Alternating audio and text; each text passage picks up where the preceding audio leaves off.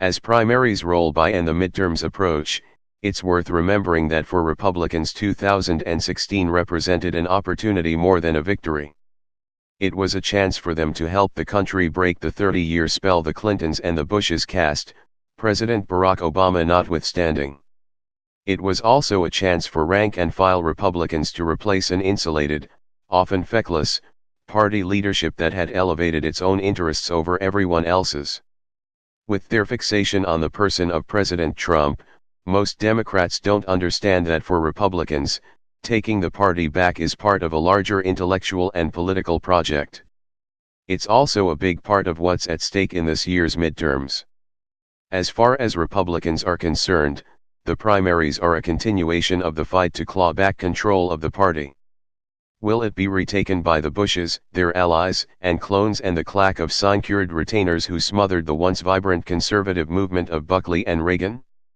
Or can the grassroots consummate the promise of 2016's revolt against ruling class misrule? Mr. Trump isn't on the ballot, but the ideas that animate the current conservative renaissance are. They are represented by some interesting Senate candidates, who have quite different biographies but common goals. Josh Hawley in Missouri is a Stanford and Yale-educated lawyer who clerked for Chief Justice John Roberts, while Matt Rosendale in Montana is a rancher-turned-politician. Both are running on a platform of returning power to the people and nurturing a sense of community and solidarity among Americans that many Republican politicians either ignored or openly disdained. Republicans have long criticized Democrats for dividing the country into competing grievance groups. Some now realize that the Republican analog has been to divide the country into radically autonomous individuals based on a cartoonish misreading of libertarianism that replaces the free markets and free minds of Friedrich Hayek with the greed and hubris of Gordon Gekko. But that is changing quickly. There is a renewed emphasis on addressing America and Americans as a community characterized by fraternal bonds and mutual responsibility, what Lincoln called the mystic chords of memory. Mr. Trump tapped into this. Most Republicans accept his transgressive personality and his intentional tweaking of social and political norms because they see it as in service of those larger ideas.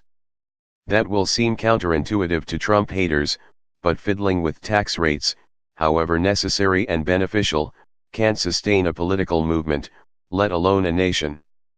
Issues of citizenship and solidarity, that is to say, asking what it means to be an American, have returned to the fore. This is partly because of Mr. Trump and partly in spite of him. What is important is that the tumult caused by his unusual candidacy and his unusual approach to governing created an environment in which an intellectual refounding of Republican politics became possible. The three-legged stool of the new Republican majority is a pro-citizen immigration policy, a pro-worker economic policy, and a foreign policy that rejects moral imperialism and its concomitant foreign wars. John Adams described just such a foreign policy when he wrote that America is the well-wisher to the freedom and independence of all but the champion and vindicator only of her own. Giving up on a failed policy of moral imperialism allows Republicans to focus on forming good citizens and restoring a sense of Americanism that relies upon strong ties of fellowship and belief in a shared destiny. To that end, our candidates would be well advised to ignore strategists and consultants who talk exclusively in terms of messaging tailored to statistical constructs like disaffected Democrats with some college or married suburban men who drive SUVs. When it comes to politics, most people don't want to be addressed as members of a demographic group looking for a payoff. They want to be addressed as Americans. Senate candidates like Lou Barletta in Pennsylvania and Mike Braun in Indiana, who have embraced the rhetoric and the policies that connect citizenship and civic virtue, have seen it propel them to victory in their recent primaries. This is a salutary change from the last generation of Republican politicians who seemed to think that they could persuade voters with spreadsheets and PowerPoint presentations. While appeals to narrow self-interest can work for a while, they eventually fall short because they ignore human nature. From Martha McSally in Arizona to Marsha Blackburn in Tennessee, candidates are sharing this all-embracing message. That's why Mr. Trump's rhetoric works. When he speaks off the cuff, he talks about we, us and our. He has said repeatedly that we love our farmers, our police, our flag, and our national anthem, even our coal miners. It is an odd construction, or at least one we're not used to hearing.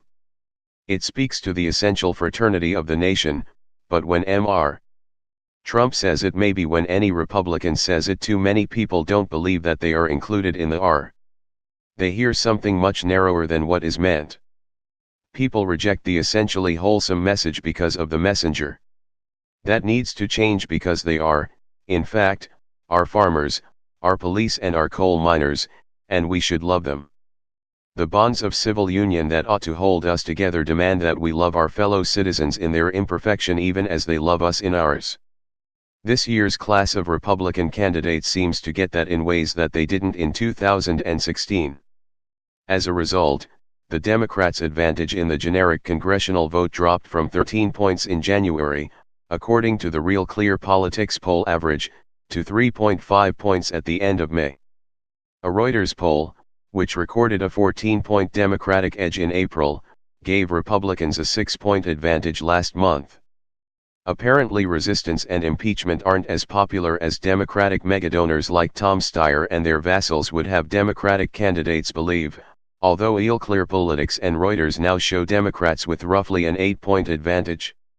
Ned Ryan, a veteran Republican activist, noted that the polls now closely mirror the polls in May 2014, when Democrats went on to lose 13 House seats. He also notes that while there are nearly 40 Republicans who are not seeking re-election, only 6 of them represent districts won by Hillary Clinton.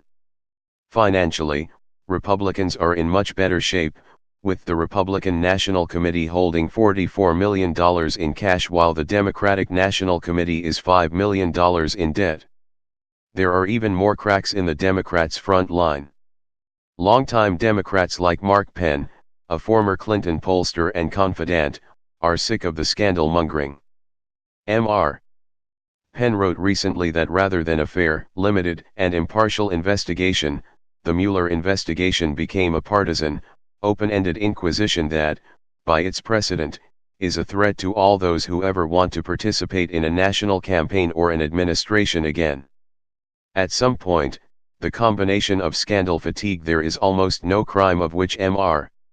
Trump is not regularly accused, and the continuing revelations of improprieties by government officials, in the FBI, at the Department of Justice and elsewhere, will lead voters to believe that Mr. Trump got a raw deal. Nancy Pelosi, the House Minority Leader, is pledging higher taxes. Al Green, a 7-term Texas Democrat, and at least 58 other House Democrats, are promising impeachment. But the stock market is up, wages are up, unemployment is down, and peace may be breaking out on the Korean Peninsula. How many people will vote for higher taxes and all the social and political stress associated with impeachment? Some Democrats are beginning to sense this. One Washington Post columnist predicted that there will be no Trump collapse, while others are expressing concern that Mr. Mueller's investigation, his dawn raids and strong-arm tactics don't play well in Peoria. If Mr. Mueller is not able to prove collusion with Russia, the stated reason for his appointment, then Democrats, who have talked about little else for the past 18 months, will be left looking unserious or worse. They're right to worry. Up until recently, the conventional wisdom has been that a blue wave powered by a huge enthusiasm gap would propel Democrats to midterm glory. But the evidence doesn't bear that out. Yes, Democrats have won some special elections, and those victories are real and should warn Republicans against complacency. But left almost totally unremarked upon is that Republican primary turnout is way up from where it was at this point in the 2014 midterm cycle. This is often the result of competitive primaries, but that underscores the vibrancy of the grassroots struggle to reclaim control of the party. According to Chris Wilson at WPI Intelligence, Republican primary turnout was up 43% or more over 2014 in states like Indiana, Ohio, and West Virginia. The president's popularity has been rising overall, but especially in these critical battleground states. In West Virginia, his approval rating was over 60% in 2017. That sounds more like a red wave than a blue one, especially for imperiled senators like Joe Manchin in West Virginia and Claire McCaskill in Missouri. Yes, the victories won in 2016 can be reversed, but only by voters at the polls and not by any of the irregular means that occupy the fantasies of many people who still can't believe that their side lost. Persuasion still matters, and it better matter or we've got bigger problems. For Republicans, this should be a back-to-basics election. Talk about principles, not just tactics. Talk about America. If Republicans really want to win, then their pronouns must be we, us, and our, and they have to make sure that the people who hear them know that they are included in we, us, and our. That's the key to building an enduring electoral majority and a better country.